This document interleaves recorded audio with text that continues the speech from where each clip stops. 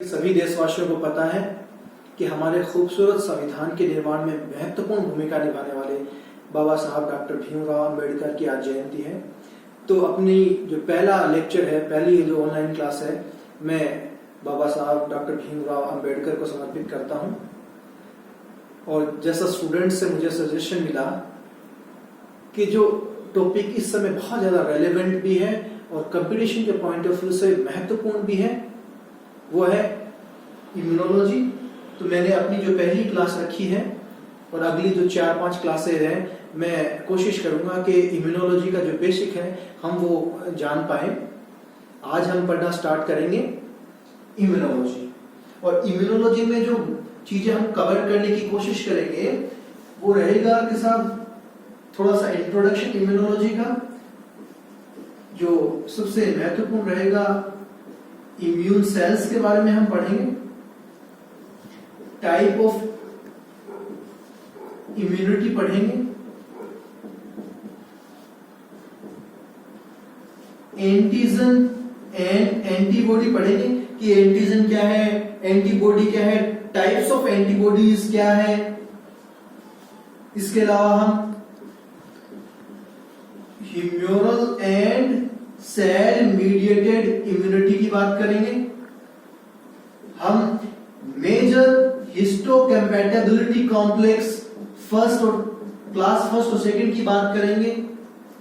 Basic idea लेंगे vaccines का। Vaccines के अलावा हम बात करेंगे क्लोनल सिलेक्शन थियरी की एंड हाइब्रिडोमा टेक्नोलॉजी की। कुछ हल्की सी बात करेंगे कुछ केमिकल्स के बारे में, मेनली साइटोकाइंस के बारे में। तो हमारा जो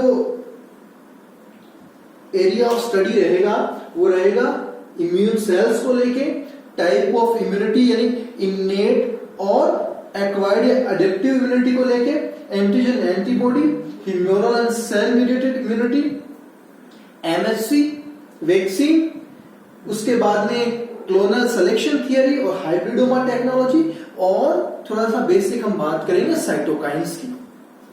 तो आज हम जिसकी बात करने जा रहे हैं वो पहला मैं थोड़ा सा हिस्ट्री की बात करूंगा और महत्वपूर्ण जिस पॉइंट को आज डिस्कस करने जा रहे हैं वो है हमारा इम्यून सेल।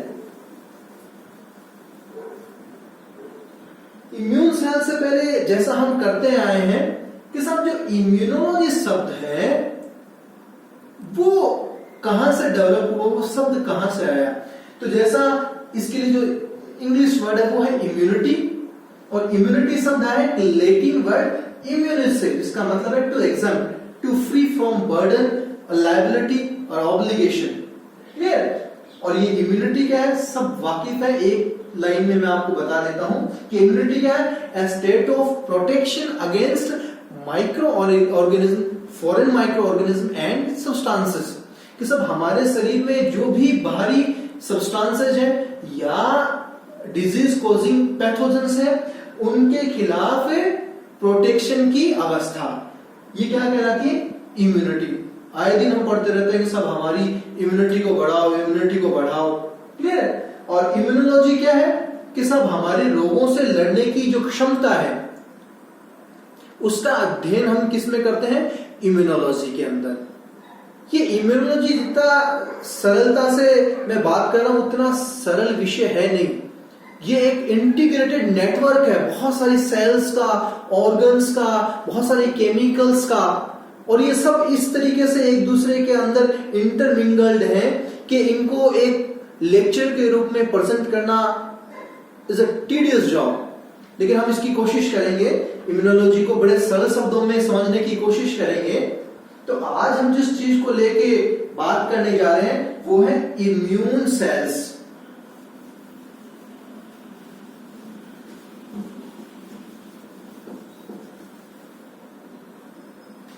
तो हमारा आज का टॉपिक क्या है, इम्यून सेल्स। और इसलिए मैंने एक छोटा सा चार्ट बनाया है आपके लिए। तो तो आप देख पा रहे हैं हिमेटोपोइसिस, इस टर्म से आप अच्छी तरीके से वाकिफ हैं। हिमेटोपोइसिस क्या है?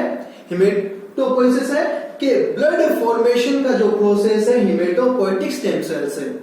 The formation of all blood component from a single hematopoietic stem cell is called as a hematopoiesis।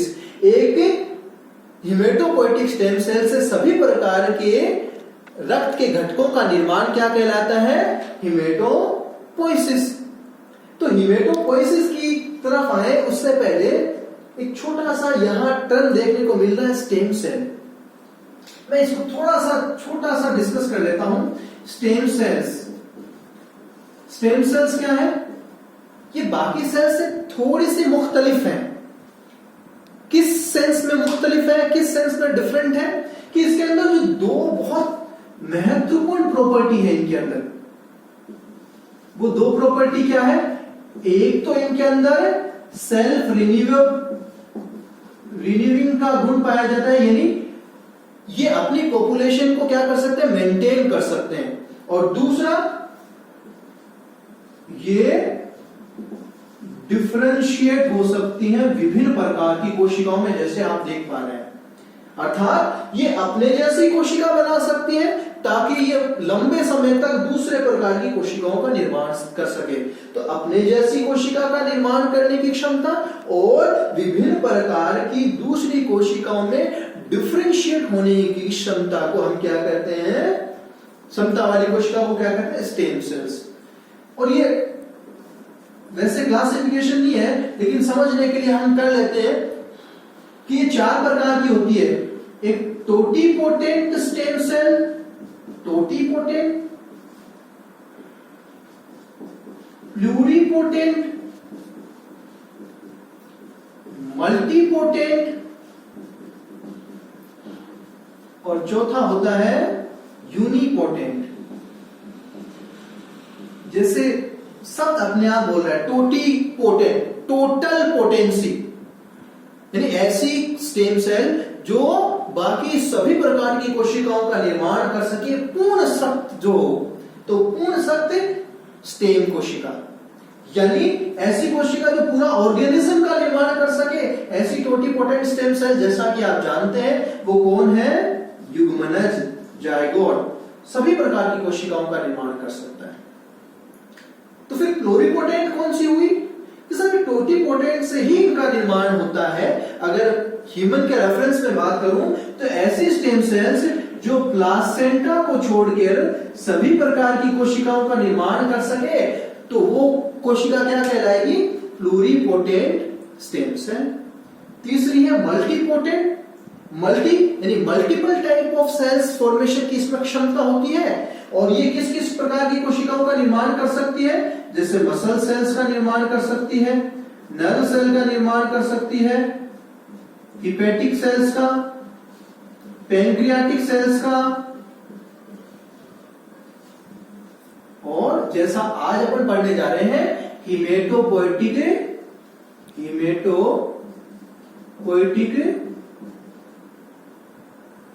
Stem cells है उनका। तो ये मल्टीपोटेंट यानी मल्टीपल टाइप ऑफ सेल्स निर्माण करने के कारण हम इसको बोलते हैं मल्टीपोटेंट। और यूनिपोटेंट एक ही प्रकार की सेल्स का निर्माण करने में सक्षम जो स्टेम सेल्स है उनको अपन क्या नाम देते हैं? Unipotent stem cells. तो मैं जब हिमेटोपोइटिक स्टेम सेल्स की बात करता हूं तो एक ऐसी कोशिका जो विभिन्न प्रकार की यानी मल्टीपल टाइप्स ऑफ सेल्स का फॉर्मेशन कर पाए, तो ऐसी हिमेटोपोइटिक स्टेम सेल्स किसमें कंसीडर की जाएगी? Multipotent stem cells. क्लियर है?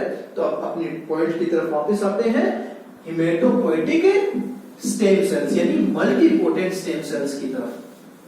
जैसा कि आप देख पा रहे हैं, ये जो हिमेटोपोइटिक स्टेम सेल्स है यानी रक्त निर्माण करने वाली जो स्टेम सेल्स है, ये कहां पाई जाती है? आप अच्छी तरीके से जानते हैं ये किसमें पाई जाती है? बोन मैरो में, अस्थि मज्जा में पाई जाती है। ये हिमेटोपोइटिक स्टेम सेल्स कहां पाई जाती हैं? बोन मैरो के अंदर। लेकिन जब गर्भ में शिशु का विकास हो रहा होता है तब तो बोन मेरो में यानी इनिशियल फेज में नहीं होती हैं। तो जब फीटस लगभग 3 वीक का होता है तो इस फीटस का जो योगसेक है, इस योगसेक के द्वारा, इस योगसेक में क्या होती है, हेमेटोपोएटिक स्टेम सेल्स। इस योगसेक के द्वारा किसका निर्माण किया था, ब्लड का। इस योगसेक से फिर हेमेटोपोएटिक स्टेम सेल्स माइग्रेट होकर कहां जाती है भाई, लीवर में। लीवर से फिर ये सेल्स माइग्रेट होकर किस में जाती हैं, स्प्लीन में। और लगभग 4 माह के पश्चात ये स्प्लीन से और लीवर से सेल्स ट्रांसफर हो जाती हैं बोन मेरो में। तो लगभग 3 वीक का जो फीटस है उसमें हेमेटोपोएटिक स्टेम सेल्स योगसेक में। उसके बाद में लगभग 3 महीने का जब फीटस होता है तो उसमें आ जाती है लीवर में, लीवर से फिर वो स्प्लीन में। ऐसे ये लीवर के साथ साथ जो मीजोनेफ्रोस है वहां एओर्टा और किडनी में भी ट्रांसफर होती है, जो अंतोगत्वा कहां पहुंचती है, बोन मेरो में। तो जैसे ही शिशु का जन्म होता है, हमें यानी जो एकदम नवजात शिशु है उसके अंदर इन ब्लड सेल का फॉर्मेशन कहां होता है, बोन मेरो में। यहां से सारी की सारी जो स्टेम सेल्स है वो माइग्रेट होकर कहां चली जाती हैं, बोन मेरो के अंदर। तो जब ये मैंने जो फ्लो चार्ट यहां बनाया है वो कहां है, बोन मेरो के अंदर हो रहा है। तो ये सारी की सारी सेल्स कहां डेवलप हो रही है, बोन मेरो के अंदर डेवलप हो रही है। क्लियर है? तो हेमेटोपोएटिक स्टेम सेल से 2 प्रकार की प्रोजेनिटर सेल्स का निर्माण होता है। प्रारंभिक कोशिकाओं का निर्माण होता है। पहली कोशिका है माइलोइड प्रोजेनिटर सेल्स और दूसरी लिम्फोइड प्रोजेनिटर सेल्स। इस माइलोइड प्रोजेनिटर सेल्स से जैसे आप देख पा रहे हैं डेंड्राइटिक सेल्स है, मोनोसाइट मैक्रोफेजेस सेल्स है, उसके बाद में इओसिनोफिल, बेसोफिल और न्यूट्रोफिल यानी ग्रेन्युलोसाइट सेल्स है। इसके अलावा मेगाकैरियोसाइट से प्लेटलेट्स या थ्रोम्बोसाइट्स का निर्माण है। इरिथ्रोइड प्रोजेनिटर सेल से इरिथ्रोसाइट यानी आरबीसी का निर्माण होता है। और इसके अलावा मास्ट सेल का निर्माण भी इस माइलोइड प्रोजेनिटर सेल से होता है। इसके अलावा जब हम लिम्फोइड प्रोजेनिटर सेल्स की बात करते हैं तो इसके द्वारा जो मुख्य सेल्स जिनका निर्माण होता है वो एक B cell, B lymphocyte, T lymphocytes, इसके अलावा नेचुरल किलर सेल्स और डेंड्राइटिक सेल्स का निर्माण भी इस लिम्फोइड प्रोजेनिटर सेल से होता है। एक बार इसको पुनः देख लीजिए, बहुत महत्वपूर्ण है ये, क्योंकि इन्हीं कोशिकाओं के द्वारा फिर सेल मीडिएटेड इम्यूनिटी और ह्यूमरल इम्यूनिटी यानी पूरा का पूरा जो इम्यून सिस्टम है वो इसी पर आधारित है। तो इन कोशिकाओं के बारे में हमारी जो जानकारी है वो अप टू डेट होनी चाहिए। देखो कई कोशिकाओं में आप न्यूक्लियस का जो शेप है वो भी अलग अलग देख पा रहे हैं। अच्छी तरीके से देखिए कि सब ये न्यूट्रोफिल है, इसके अंदर मल्टी लॉब्ड है, पॉलीमॉर्फोन्यूक्लियर ल्यूकोसाइट भी बोलते हैं न्यूट्रोफिल्स को। इधर यहां देखो गोगल शेप है, चश्मे के आकार का आपको केंद्र दिखाई दे रहा है। इस प्रकार इनमें जो न्यूक्लियस की जो शेप है उसके बेस पे भी हम इन इम्यून सेल्स को आइडेंटिफाई कर सकते हैं। कई बार इनका अलग अलग क्लासिफिकेशन देखने को मिलता है, ग्रेन्युलोसाइट एंड ए ग्रेन्युलोसाइट के साथ उनके साइटोप्लाज्म में ग्रेन्यूल्स प्रेजेंट है कि नहीं है। तो जैसे सबसे इंपॉर्टेंट अगर अपन ग्रेन्युलोसाइट्स की बात करें तो इओसिनोफिल, बेसोफिल एंड न्यूट्रोफिल इनके साइटोप्लाज्म में कुछ ग्रेन्यूल्स होते हैं। जैसे मैं अगर न्यूट्रोफिल की बात करूं तो इनके जो ग्रेन्यूल्स हैं उस ग्रेन्यूल्स में क्या है कि साहब सीरीन प्रोटीएज है, डिफेंशिन, इस प्रकार के एंजाइम्स क्या है भरे हुए हैं। तो इनके अंदर बहुत सारे ग्रेन्यूल्स होते हैं। हर सेल के अंदर 200 से 250 ग्रेन्यूल्स हो सकते हैं। तो ये ग्रेन्युलोसाइट और बाकी ए ग्रेन्युलोसाइट्स लीनियज के आधार पे 2 प्रकार के हो जाएंगे, myeloid cells and lymphoid cells. Clear? कुछ महत्वपूर्ण बातें और यही अपन कर लेते हैं जो आगे चलकर हमें बहुत ज्यादा हेल्पफुल होने वाली हैं। जैसे आप देख पा रहे हैं डेंड्राइटिक सेल, डेंड्राइट का मतलब जिसमें बहुत सारी ब्रांच हो, देखने में दिखाई दे रही है कि सब इसमें ब्रांच है। ये कहां प्रेजेंट होती है? ये वहां प्रेजेंट होती है जहां पे हमारा जो बॉडी है डायरेक्ट एक्सटर्नल एनवायरनमेंट के संपर्क में होता है। जैसे आपका नोज एरिया है, फेरिंग्स एरिया है, आपका गैस्ट्रो इंटेस्टाइनल जो ट्रैक्ट है वो वाला एरिया है, आपका जो लंग का एल्वेलाई वाला पार्ट है वहां ये प्रेजेंट होती है। और आप अच्छी तरीके से जानते हैं, और मैं एक साथ भी इसको लिख देता हूं कि साहब जब अपन आगे बढ़ेंगे तो वहां एक शब्द, एक टर्म्स आएगी जिसका नाम होगा एंटीजन प्रेजेंटिंग सेल। एक बार मैं पूरा नाम लिख देता हूं, एंटीजन प्रेजेंटिंग सेल। तो पहली जो एंटीजन प्रेजेंटिंग सेल आपके सामने आ रही है वो है डेंड्राइटिक सेल। तो ये डेंड्राइटिक सेल एंटीजन प्रेजेंटिंग होती है। दूसरी जो आपके सामने यहां बोर्ड में कोई गेस कर पाएगा कि दूसरी एंटीजन प्रेजेंटिंग सेल कौन सी होती है? तो बी लिम्फोसाइट। और कोई बताएगा? तीसरी कौन सी होती है? मैक्रोफेज। तो मैक्रोफेजेस है, बी लिम्फोसाइट है और डेंड्राइटिक सेल है। ये क्या होती है? एंटीजन प्रेजेंटिंग सेल्स, एपीसीज होती हैं। ये क्या करती हैं? टी हेल्पर सेल को एंटीजन जाके प्रेजेंट करती है कि देखो साहब जो पैथोजन आया है उसके पास ये वाला एंटीजन है। तो हमारी जो डेंड्राइटिक सेल है वो किस प्रकार की सेल है? Antigen presenting cell. अचानक ही मेरे दिमाग में एक सवाल आया कि ये मैक्रो मतलब बड़ा, फेज का मतलब ईटिंग यानी बड़ा खाने वाली कोशिका मैक्रोफेज है। तो ये छोटी जो माइक्रोफेजेस सेल्स कौन सी होती है इम्यून सिस्टम में? यहां पे मैक्रोफेज है, तो माइक्रोफेजेस इसमें इम्यून सेल्स में कौन सी होती है? आपने सही गेस किया कि जो न्यूट्रोफिल्स है वो हमारी माइक्रोफेजेस सेल्स हैं। देखिए जब भी कोई इन्फेक्शन हमें होता है, इन्फेक्शन का मतलब है कि कोई फॉरेन पार्टिकल मेरी बॉडी के अंदर जाके ग्रो करना स्टार्ट करता है, यानी अपनी संख्या को बढ़ाना स्टार्ट करता है। कोई माइक्रो ऑर्गेनिज्म मेरी बॉडी में गया और उसने फिर अपनी संख्या को बढ़ा लिया, तो इस अवस्था को हम क्या कहते हैं? संक्रमण या इन्फेक्शन। तो जब भी कोई संक्रमण होता है, पहली कोशिका जो उससे लड़ने के लिए आती है वो कौन सी होती है? वो ऑब्वियसली वो कोशिका होगी जो छोटी हो, बहुत ज्यादा मोटाइल हो। तो ऐसी कोशिका जो बहुत ज्यादा संख्या में बहुत ज्यादा हो, छोटी हो, मोटाइल हो, ऐसी कोशिका कौन सी है? न्यूट्रोफिल। ये सारी की सारी जो डब्ल्यूबीसी है उसकी 60 to 70% जो सेल्स हैं वो न्यूट्रोफिल्स होती हैं। ये ग्रेनुलोसाइट है क्योंकि संख्या में ज्यादा है, छोटी है, फेगोसाइटिक नेचर की है और हाईली मोटाइल है, इसलिए जब भी कोई संक्रमण होता है सबसे पहले आने वाली कोशिकाओं में न्यूट्रोफिल्स होती है। क्लियर? दूसरी कोशिका पर बात करें मोनोसाइट के साथ। ये जो मोनोसाइट है जब ब्लड में फ्लोट करने के पश्चात 4 से 6 घंटे के पश्चात ये कहां चली जाती है? जब टिश्यू में चली जाती है तो अपना आकार बढ़ाकर मैक्रोफेजेस में ट्रांसफॉर्म हो जाती है। मैक्रो का मतलब बड़ी, फेज का मतलब खाने वाली, यानी बड़ी यानी लार्ज ईटिंग सेल्स क्या है? मैक्रोफेजेस। और जैसा आप देख पा रहे हैं कि मैक्रोफेजेस भी किस प्रकार की सेल है? एंटीजन प्रेजेंटिंग सेल है। उसके बाद में न्यूट्रोफिल की हमने अभी बात की। उसके बाद में मेगा कैरियोसाइट जो आगे चलकर प्लेटलेट्स का निर्माण करेंगी और इरिथ्रोइड प्रोजेनेटर आगे चलकर आरबीसी, इनके काम से आप अच्छी तरीके से वाकिफ हैं।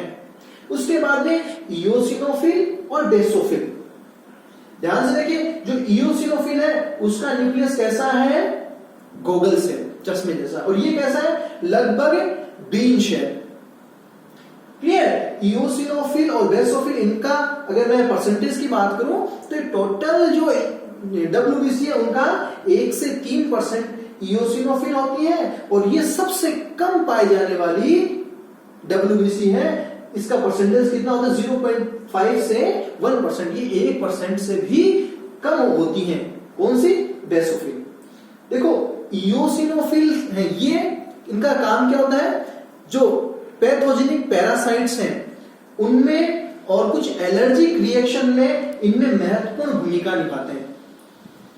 तो बेसोफिल, ये बेसोफिल इस नेचर के साथ साथ इनमें हिपेरिन भी पाया जाता है। जैसा आप जानते हैं हिपेरिन क्या है, एंटीकोएगुलेंट सब्सटेंस है, इसके द्वारा सीक्रेट किया जाता है। यहाँ बेसोफिल के द्वारा हिपेरिन का भी सीक्रेशन किया जाता है जो ब्लड को कोएगुलेट होने से रोकता है। वो हीलिंग में भी कई जगह इस्तेमाल होता है। और तीसरी है मास्ट सेल्स, ये कनेक्टिव टिश्यू में पाई जाती हैं और इनमें हिस्टामिन यानी हिपेरिन के साथ हिस्टामिन भी होता है। तो हिपेरिन, बेसोफिल, हिस्टामिन और हिपेरिन दोनों मास्ट सेल्स। ये हिस्टामिन क्या है? हाँ सही कहा आपने, ये हिस्टामिन वही जो इन्फ्लामेशन के लिए रेस्पॉन्सिबल है, मास्ट सेल के द्वारा सीक्रेट किया जाता है। सबसे महत्वपूर्ण जो इम्यून सेल्स है जिनका हमें गहराई से अध्ययन करना है वो है B cell, B lymphocyte and T cell, T lymphocytes. ये बी लिम्फोसाइट, इसकी सरफेस में मैंने कुछ मॉलिक्यूल्स बनाए। ये क्या है? ये मॉलिक्यूल्स क्या है? ये एंटीबॉडी है। और ध्यान से देखिए, ये टी सेल्स है, ये जनरली दो प्रकार की होती हैं। टी हेल्पर सेल्स जिनको कई बार CD4 सेल्स भी बोलते हैं, और दूसरी है cytotoxic T cell, CD8 sales. ये सबसे महत्वपूर्ण है, B cells and T cells. और इससे आप अच्छे तरीके से नाम से ही पता है, नेचुरल किलर सेल्स। ये बाहर से आने वाले पैथोजेनिक सेल्स को डिस्ट्रॉय करने का काम नहीं है इसका काम क्या है? जो कैंसरस सेल्स है, ट्यूमर सेल्स है, उनको नष्ट करने का काम हमारी नेचुरल किलर सेल्स करती है। तो आपने एक ओवरव्यू देखा कि किस प्रकार ये इम्यून सेल्स आगे चलकर हमारा सहयोग करने वाली है इस इम्यूनोलॉजी को समझने में। ठीक है, ये यहां है, इसका एक छोटा सा अपन इसको थोड़ा सा समझ लेते हैं। यहां मैंने बनाया है एंटीबॉडी और उसके बाद में सीडी सेल। तो इसी को मैं थोड़ा सा और फोकस कर लेता हूं ताकि थोड़ा सा अपना इस मामले में नॉलेज बढ़े कि सब जब मैं बात करता हूं बी सेल की, तो बी सेल के मेम्ब्रेन पे क्या प्रेजेंट होती है?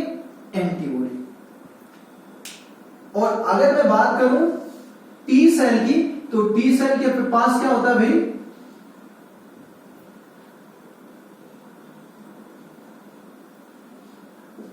T cell receptor TCR,